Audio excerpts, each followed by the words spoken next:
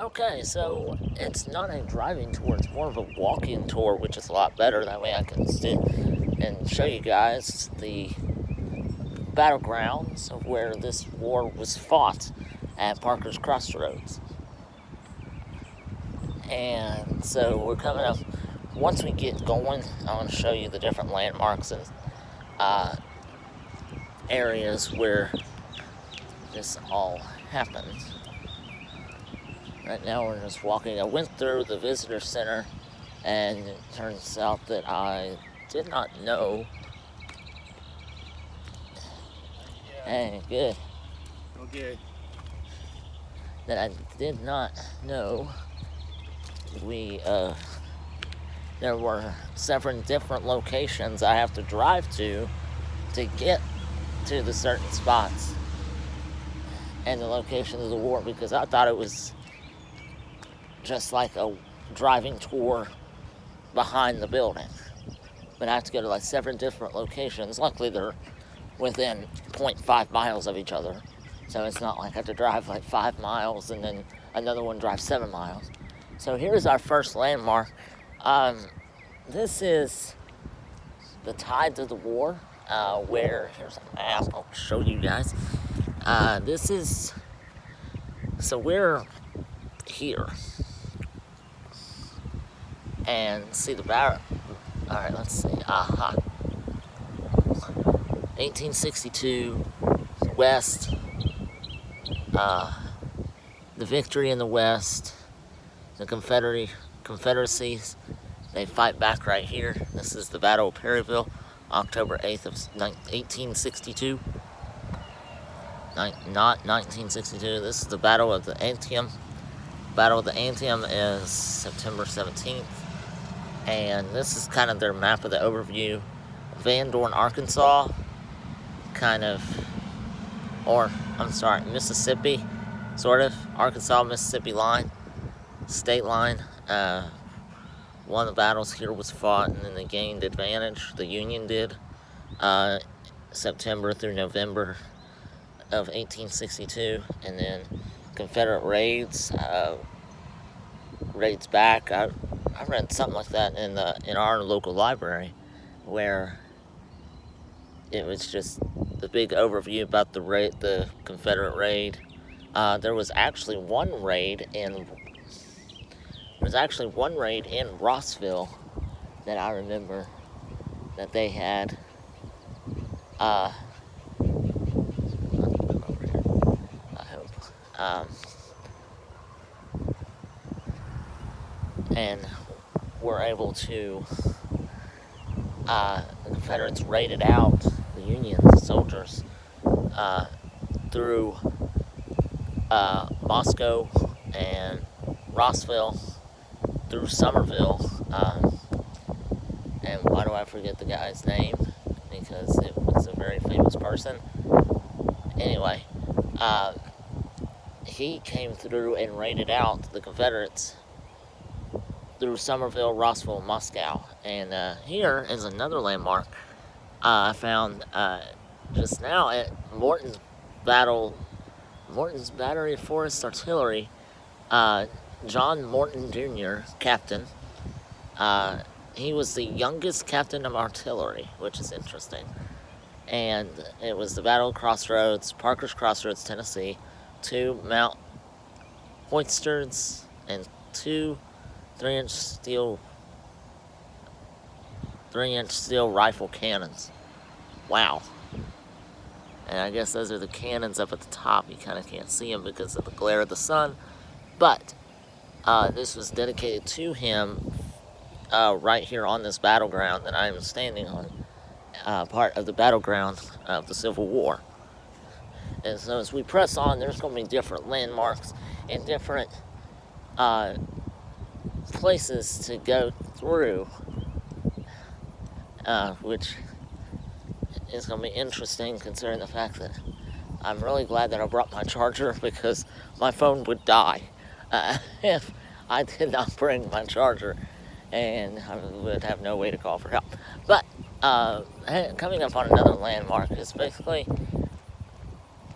a storefront Forrest. That is the guy's name. Okay.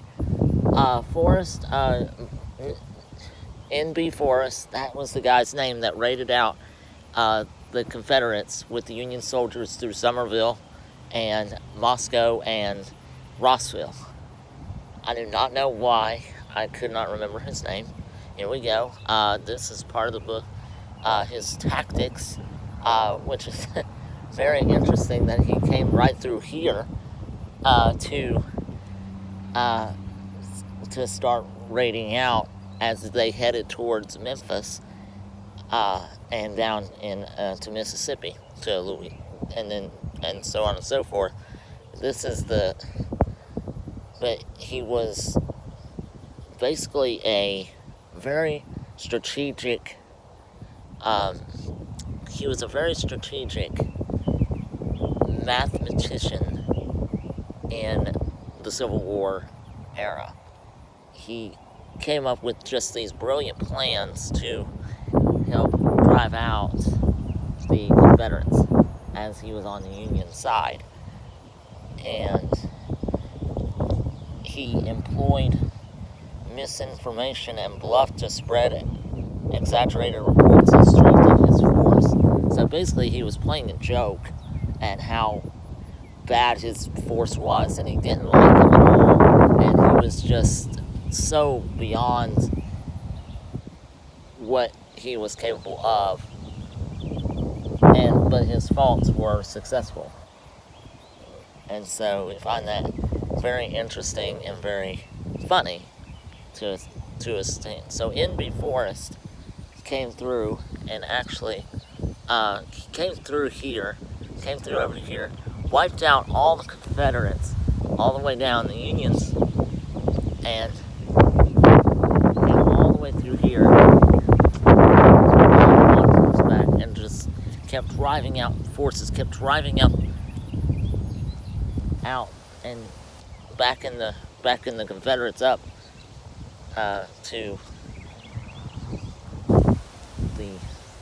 towards Memphis.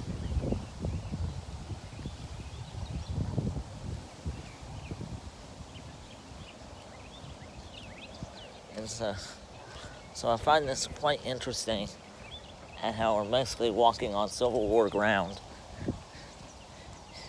where one of the greatest battles fought and one of the most bloodiest battles fought in American history. And I love American history. My grandfather taught American history and government and world history for a number of years, for like 30-something years, 40-something years. And this is another one of the places here where this bird is perched on there left. Mockingbird, of course, the state bird of Tennessee. And bird crap all over this one. But anyway, so this is Parker's Crossroads. It was for the Parker family. So this is the actual Parker's Crossroads kind of development here. So you can see this is their house would have been over here, and their yard and all that stuff. But John Parker, a practicing physician and a Baptist preacher, he was known as Dr. and Reverend Parker.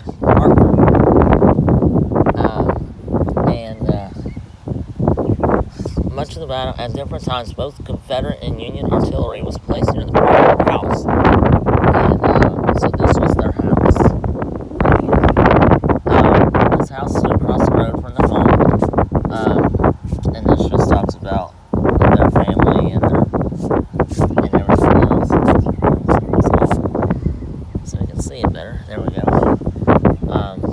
And so placed near the Parker house, and Confederate householders were in the park orchard north of the house. So the north of the house was over here. The orchard, I guess, was right in this fence. So it was north. So north would be this way, that way. So the orchard would be over here. And so they came through here, and then Colonel John W. Fuller's Ohio Brigade attacked from the Confederate rear. So they attacked from the back, came inside from the orchard, and then presumed the attack. And so, and of course then it talks about the farm and everything else. This one just talks about the history of Parker's Crossroads and the development and how they presumed an attack from the rear from the Parker's Orchard and on through there. So, like I said, we're just gonna kind of do stop for stop. I wish I had a pause button on this thing, so we didn't have such a long video. But apparently, it's gonna be longer than I thought. And then once we get back in the car, I'm gonna talk about the next stop, and we'll head on that way. I'm gonna probably skip a couple because this could be an all-day thing, and I'll be really tired by the end of the day, but nevertheless, we'll make sure to just continue on our way. The lady sitting right here on the phone. I'm just gonna kind of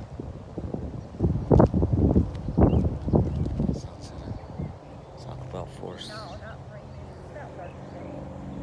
And this is like a map of, so we're here, so yeah, the orchard was right there. So that was the orchard. So that was the orchard right there. So I was somewhat correct. It's like her house. I went through here. Her house. So the Dunham house. Dunham is here. It's just a cemetery. And so we're here. So we're going around the orchard. This was a place to burn on the Parker's Crossing.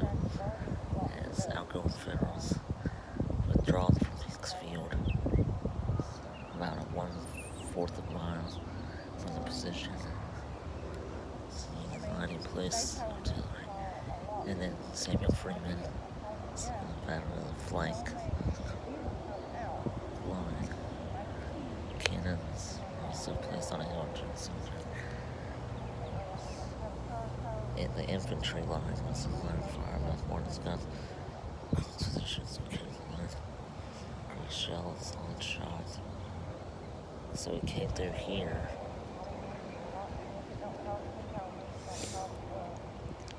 So the artillery.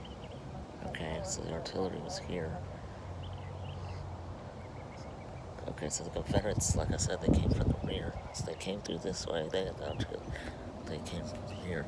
So the supply wagons and the artillery from the Unions came from here. They attacked, came up through here, and that's where it was. And then they just went at it.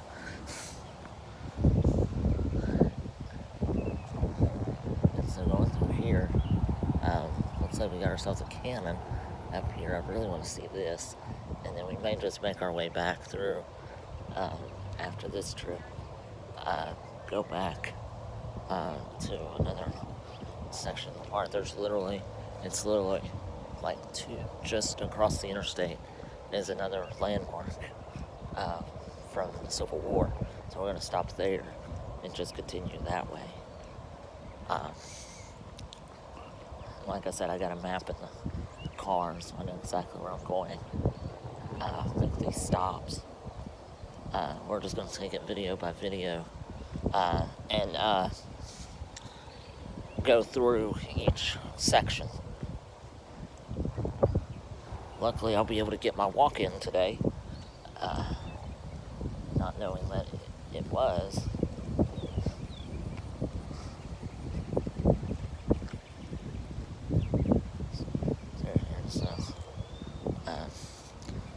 But Monday, I've got to remember to go to the archives to get a map, because I completely forgot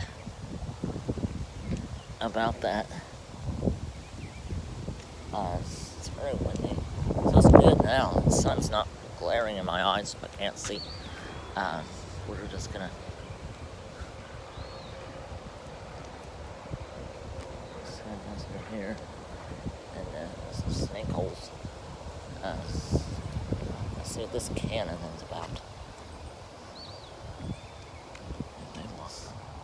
They walk right there. See if anything's of interest. Oh look, another sign. Alright. Here's the battle begin. Okay. So like I said, when the Dunham Army and Forrest Army, when the Union and the Confederates came through, like I said, the Confederates were on the backside. They were attacking from the rear. The Confederates, when they attacked from the rear, the Union Army came through in the front, and this is when the battle started. On the evening of December 30th, so 2 days before New Year's Day, in 1861, December 30th, Forrest scouts that ascertained the Dunham's Brigade just north of Clarksburg. Forrest knew that General Sullivan was at Huntington, determined to throw his force between Dunham and Sullivan and whip the former before the latter could intervene. The same night, Dunham scouts reported that Forrest was camped at Union Church, just 6 miles west. Confident Dunham was determined to catch Forrest the following day at Parker's Crossroads. So he was determined to catch him right here, catch Forrest right here. Because M.B. Forrest was a really fierce leader, but like I said, he was very strategic and very wise in learning how to prepare for these battles. Two forces, they met early the next day at about, I'd say probably about 7 o'clock in the morning, and at Hicks Field, 1/4 mile northwest of Parker's Crossroads. A short exchange during which the 7th Henry heavy battering of shot and shell began to withdraw. They expected Forrest to move south, but Dunham formed a line of battle parallel to the Pleasant Exchange Road, just north of a wooded area enclosed by split rail fence. They all moved into position, and kaboom. First shots were fired, and a lot of people died.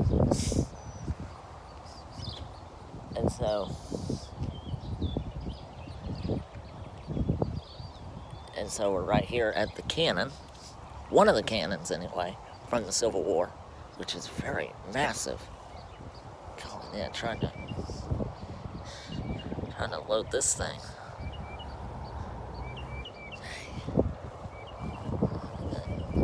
It's such a small hole. Oh, it's a bird. Such a small hole. I guess a bird built a nest in there. In the barrel of the cannon. And so what they would do is here, it's what they would do. They would load the gunpowder in here. Of course, it's sealed off, but they would load it in here and then use a big long stick. They use a big long stick to push the shell into the gun barrel.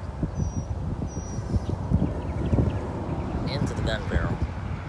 Right here. There's it there. And then light the fuse. And then light the fuse right here. And of course, stand way back. Way over here. And then kaboom! I mean, it was really, really loud.